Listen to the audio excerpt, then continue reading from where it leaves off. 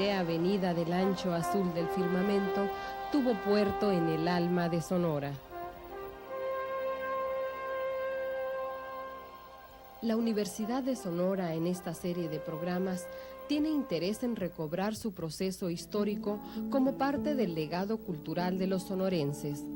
Reconozcamos el valor de quienes nos precedieron, aportando su visión y su trabajo para construir nuestra universidad, y orgullosos compartir sus primeros 50 años de vida.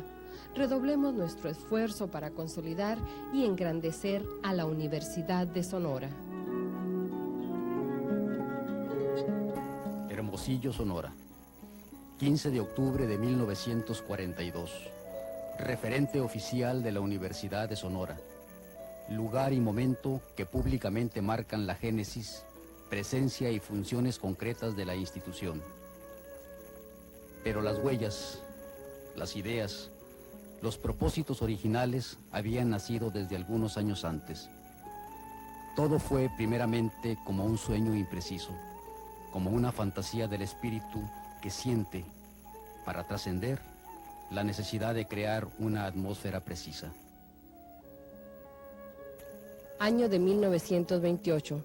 En la Ciudad de México, un grupo de jóvenes reunidos y hermanados con el nombre de Asociación de Estudiantes Sonorenses, a la altura de un enorme sentido social y amor a la tierra de origen, moldeaba ideas para fundar un centro de estudios superiores en Sonora.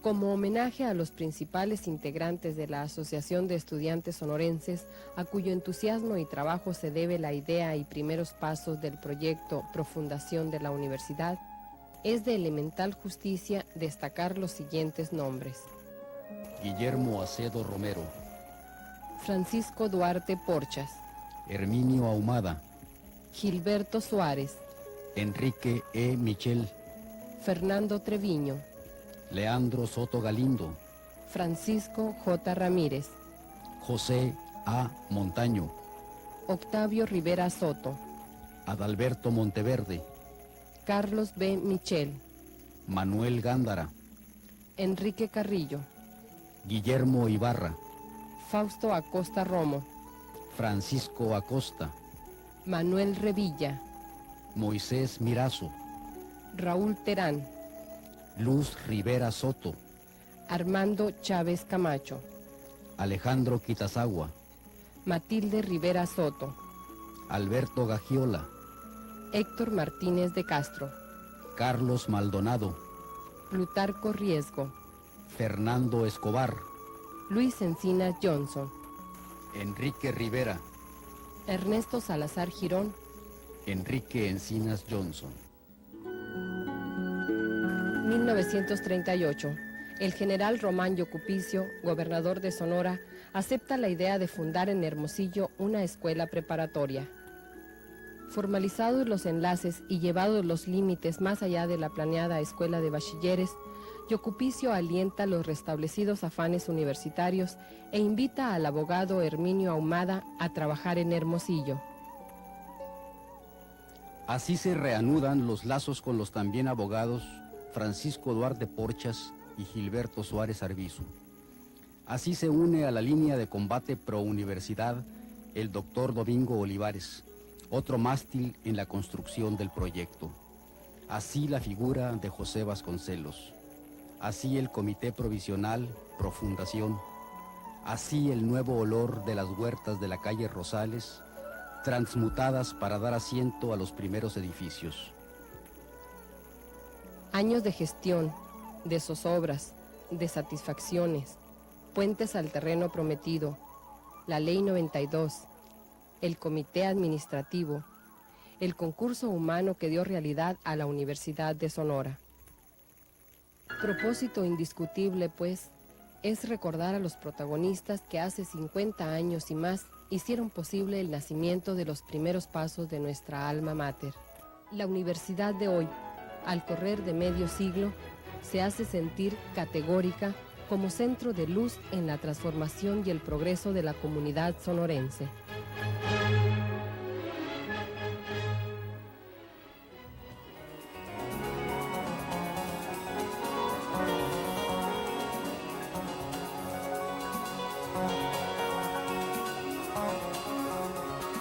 ¿Qué tal? Dentro de este interesante programa de recoger testimonios vivos de quienes fundaron, crearon, recrearon y enriquecieron nuestra alma mater, se me ha invitado para entrevistar en esta ocasión al profesor Aureliano Corral Delgado, de una larga y bien ponderada trayectoria docente en esta escuela que fue de secundaria de nuestra institución máxima de cultura en el estado, y para lo cual creo conveniente, profesor, aparte de saludarlo con mucho afecto y gratitud como alumno suyo que fui en las épocas de mi secundaria aquí, pues un poco su biografía, profesor, su nacimiento, lugar, fecha y barrio en el cual usted vivió su infancia. Nací aquí en Hermosillo, en la antigua calle Celaya, hoy Felipe Salido, en el barrio del Cerro de la Campana. Fueron mis padres, don Fortino Corral Valderrama y doña Refugio Delgado de Corral. Y vine al mundo un 16 de marzo de 1914. Profesor, ¿qué recuerda usted de su infancia en esas calles aledañas de Cerro de la Campana? Sus, no sé, el ambiente de la época, las costumbres de sus padres para con ustedes, los hijos, la forma de divertirse, de vivir intensamente esa infancia tierna, pero que va formando el carácter de cada ser humano. Pues ahí como su nombre indica, el barrio, el Cerro de la Campana, pues ahí el principal juguete eran las piedras ahí. había, ¿cómo se llama? Grupos de muchachos, de niños, estábamos todos entre los niños de los 5 a los 8, 10 años ahí, pues formamos grupos ahí, pues a dar, jugamos a la escondida, al ronchiflón, al caldito de la madeja, todas esas cosas de niños chiquillos, pues entonces no se había inventado, al menos no había llegado aquí los juegos esos de béisbol, basquetbol, de ninguno de esos, ni gimnasia, nada, no había más que eso. Eran juegos sí, de barriada. Exactamente, muy de barriada. De barriada completamente. Profesor, en cuanto a la formación moral en el hogar o en alguna iglesia cerca de su casa, ¿qué recuerda de estos valores que seguramente usted recibió en esa época? Pues en ese tiempo éramos todos muchachos muy dóciles, todos, ¿no? Muy dóciles, nuestros padres muy amables. Nos mandaron aquí a la iglesia catedral, que era la que tenemos cerca aquí, catedral que está aquí frente a la Plaza Zaragoza. Veníamos a la doctrina todos los sábados, el domingo nos mandaban a misa.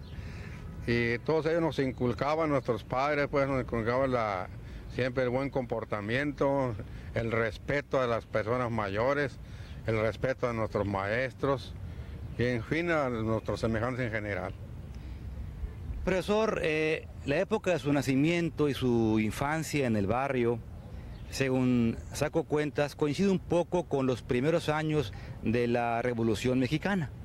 ¿Qué vivencia o vivencias usted guarda como niño de entonces en este Hermosillo que era pues un ambiente revolucionario, si acaso no muy próximo a la batalla del centro del país? Sí había aquí seguramente algunos resabios del porfiriato y los primeros momentos de Madero y Carranza.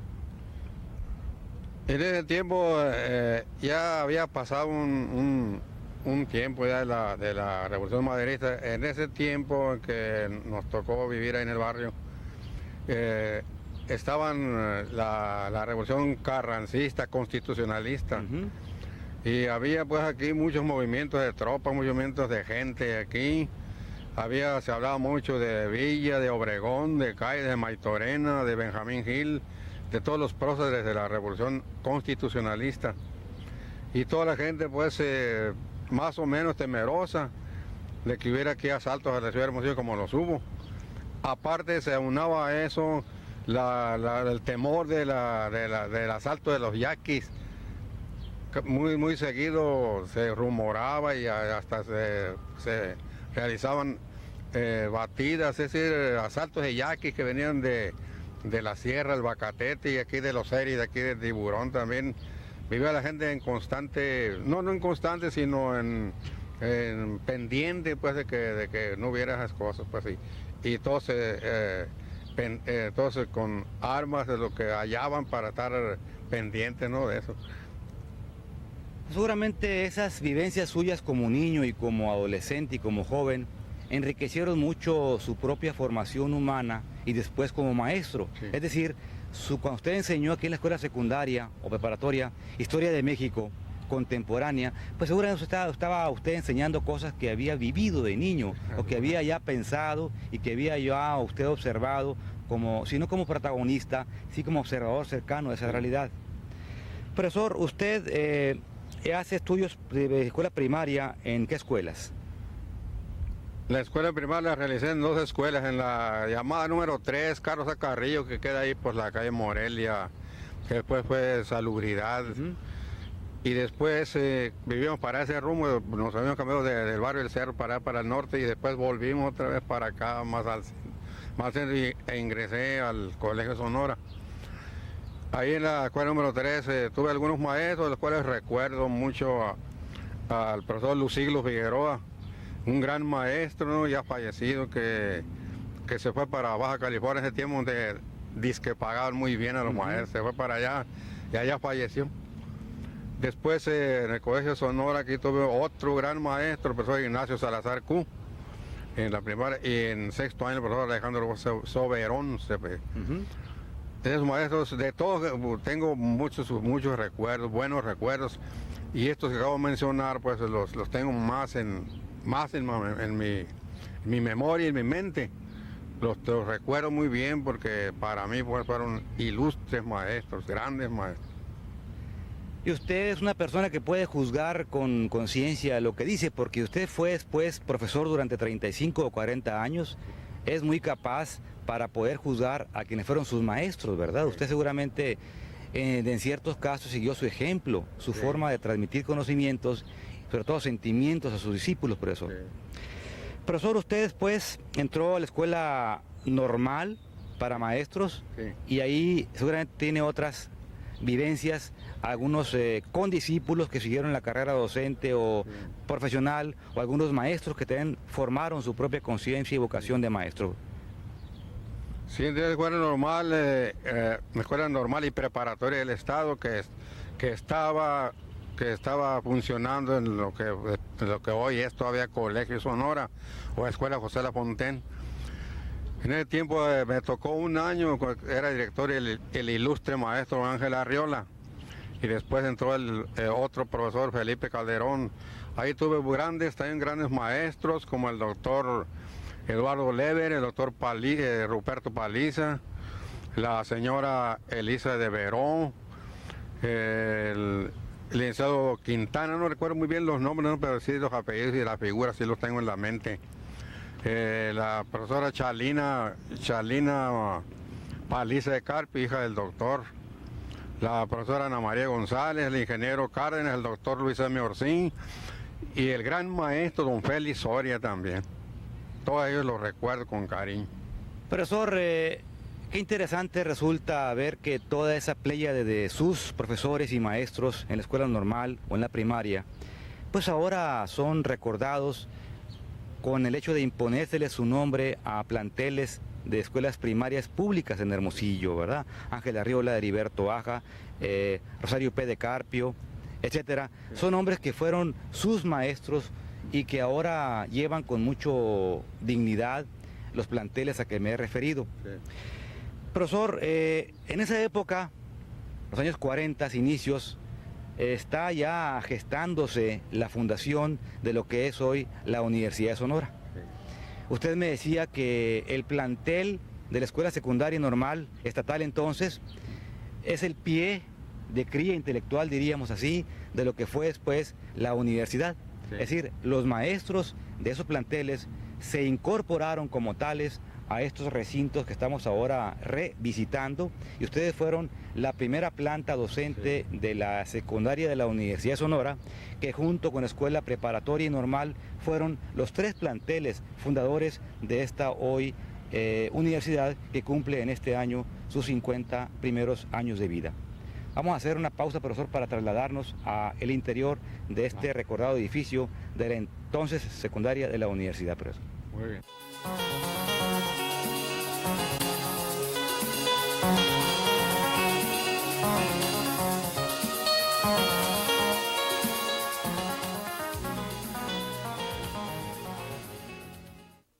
Profesor, al llegar usted y otros maestros a este plantel, traía usted ya una carrera docente muy importante. Sí. Usted fue profesor de aula en Nogales y Hermosillo, y luego creo que fue director. ¿Puede recordar esas épocas? Pues sí, estuve aquí de maestro, primero en Nogales, maestro de quinto año de primaria, y luego de allí al año siguiente pasé al Centro Escolar Cruz Gálvez de maestro de quinto año también. Y allá el 35 por allá me ascendieron, tuve una vez en ascender de director, y fui director de las escuelas de Santana un año, en Nacosari un año y en Pitiquito 2 años. De ahí me trajeron para Hermosillo como maestro de planta en la escuela normal y secundaria del estado. Ahí duré hasta el año 1942. Tuve también ahí muy buenos alumnos, pues de tantos que tengo no me acuerdo en particular. Estaban ahí el Chía Aja, los hermanos Nieves que están muchos, ¿cómo se llaman? El doctor Ernesto Ramos Burs, el profesor Ernesto López Riesgo, que es mi alumno allí. No recuerdo mucho ahorita. De eso me acuerdo como por brillantes. Profesor, y llegamos ya al año de 42, el mes de octubre. Usted pisa algún día de esos por primera vez estos pasillos tan evocadores, oficinas, aulas. ¿Usted podría recordar, profesor, cuál y cómo fue su primer día de clases en el aula de esta escuela? Pues el primer día de clases fue como en todas las ocasiones, en todas las inauguraciones, de todas las cosas, toda la institución. Era director aquí de la escuela, el profesor Ernesto Salazar Girón. Primero estuvo director, el organizador técnico de todas las escuelas de la universidad, el ilustre maestro don Aureliano Esquivel Cas. Y él designó que después de algunos meses designó a él director de la profesora Ernesto Salazar Girón. Sí. Fue cuando se iniciaron las clases aquí en la escuela secundaria. Había pues mucha algarabía, mucho alboroto, mucho entusiasmo, mucha, ¿cómo te diré? Mucha animación por parte de aquellos maestros que tuvieron compañeros de nosotros. Tuvieron compañeros de nosotros, el profesor Enrique García Sánchez en ese tiempo, aquí en la secundaria, el profesor Luis Peterson, el profesor Castillo Blanco, el profesor Lauro Quiroz, la profesora Chalina Paliza, el profesor el ingeniero Gómez del Campo, el profesor Eduardo Villa, el profesor Sotelo, Alberto Sotelo. Muchos de ellos, pues la mayoría de ellos, acabo de mencionar, ya han fallecido, ¿no? Quedamos de ese grupo de maestros, yo creo que unos 3 o 4 actualmente. Pues fue muy animado el primer día. Y el primer día pues que vamos a clases pues se llevó toda la hora en platicar y hacer comentarios y hacer proposiciones, hacer promesas para el futuro y encomendándonos siempre a trabajar por el bien de la universidad.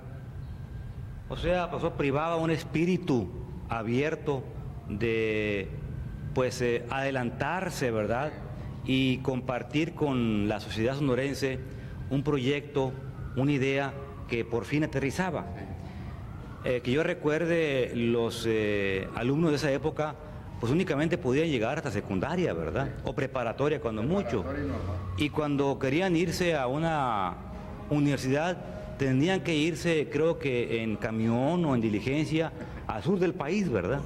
Y muchos ilustres abogados o médicos, contadores de esa época lo platican, ¿verdad? Tenían que irse hasta la Ciudad de México durante 3, 4 días para llegar, estarse por allá 7, 8, 10 años y luego regresar aquí a su patria chica, pues a empezar a ejercer su profesión. Y qué importante era que ustedes estaban fundando ya una universidad para que la juventud de esa época ya pudiera quedarse aquí a estudiar una carrera profesional. Profesor, ¿qué costumbres había ya en el Hermosillo de entonces, en los años 42, 43, 44, que fue el arranque de esta universidad? ¿Ya era un poco distinto a su infancia en el barrio de Cerro La Campana, o ya había algún otro avance en las costumbres, la música, los gustos, las artes, la prensa, la radio? Sí, ya para este entonces ya habían pasado algunos años, ya se había establecido la primera radiodifusora, la XBH y XBR de don Remigio Agraz. Había ya orquestas, la orquesta Manuelito García, que es la que interpretaba en ese tiempo los boleros, aquellos de Agustín Lara, de Gonzalo Curiel, de Luis Alcaraz. Había los primeros bailes colectivos en el Casino Aliancista, en la Sociedad de Artesanos Hidalgo. Había fiestas, festivales populares en el antiguo Parque Madero, en el Jardín Juárez, en la Plaza Zaragoza. Había unos carnavales muy rumbosos, muy alegres, de fama internacional en aquel entonces. Aquí en la escuela, aquí en la secundaria, pues transcurrían los días de estudio muy a gusto. Me acuerdo de aquellos estudiantes que tenían en ese entonces, que ahora son grandes figuras. Tuve de alumnos aquí en la secundaria al doctor Moisés Canale, al doctor Ernesto Ramos Burs, como dije anteriormente, al doctor Porfirio Estrada Arras, al profesor Abraham Catase Tanaka, al doctor Mario Padilla Chacón, Enrique Cifuentes, dije, no, a grandes hombres en las finanzas, en el comercio, en la industria. Fueron alumnos de aquella época también los hermanos Ruibal, el licenciado Juan Antonio, el ingeniero Delfín Ruibal y el otro muchacho, el mayor de Ruibal, no me acuerdo el nombre de él, también muy buen alumno también, como ellos. Estuve aquí también de alumno al hoy gran maestro, también ahora en aquel, el contador público Rafael García Maeda, fue un brillante alumno también.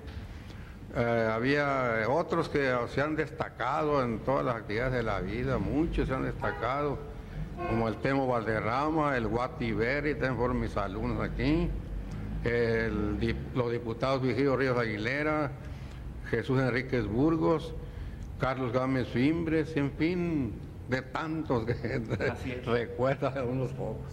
Profesor, esos alumnos que hoy son profesionistas, que en cierta forma son relevantes para la sociedad de Hermosillo y del Estado, tuvieron junto con usted otros maestros. ¿Qué maestros recuerda, compañeros suyos de esa época? Pues aquí están maestros, el profesor Rafael Meneses, que en paz descansa también. Estuvo el profesor Amadeo Hernández, estuvo Luis Peterson, un gran maestro matemático, Luis Peterson, al profesor Alberto Sotelo, también gran maestro. Estuvo el profesor Carlos Gámez Valenzuela, que los muchachos le decían en Drácula porque había otro Carlos Gámez, el licenciado, ¿no? Y él para distinguirlo decía en el Drácula.